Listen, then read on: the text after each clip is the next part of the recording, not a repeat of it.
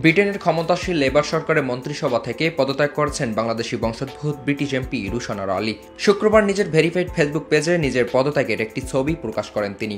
2024 সালের 4 জুলাই নির্বাচনে লেবার পার্টির নিরঙ্কুশ জয়ের পর রুশন আরাকে গৃহায়ন, কমিউনিটি ও স্থানীয় সরকার মন্ত্রণালয়ের পার্লামেন্টারি প্রতিমন্ত্রীর দায়িত্ব দেওয়া হয়। রুশন আরা টাওয়ার হ্যামলেটসের বেথনাল গ্রিন অ্যান্ড বো আসন নির্বাচন করে জয়ী হন। 2010 সালের প্রথম বাংলাদেশি বংশোদ্ভূত হিসাবে ব্রিটিশ পার্লামেন্টে এমপি নির্বাচিত হন। সম্প্রতি পূর্ব লন্ডনের নিজস্ব টাউন হাউস থেকে 4 জন ভাড়াটিয়াকে বের করে দেওয়ার অভিযোগ ওঠে রুশন আরার বিরুদ্ধে। এরপর সে বাড়ির ভাড়া বাড়িয়ে 700 পাউন্ড করেন তিনি।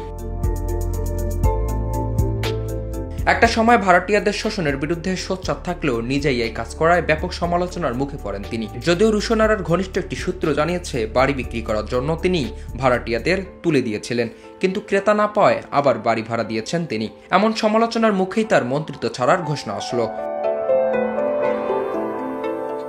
প্রধানমন্ত্রী কেয়ার স্টামারের কাছে পাঠানো চিঠিতে রুশন আরা লিখেছেন, প্রিয় প্রধানমন্ত্রী, ভরাক্রান্ত মনে আমি মন্ত্রী হিসাবে পদত্যাগের প্রস্তাব দিচ্ছি। লেবার সরকারের প্রতি আমার আনুগত্য সবসময় বজায় থাকবে।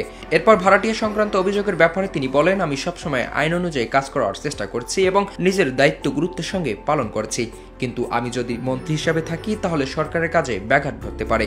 এ কারণে আমি মন্ত্রিত্ব পদ থেকে পদত্যাগের সিদ্ধান্ত নিয়েছি।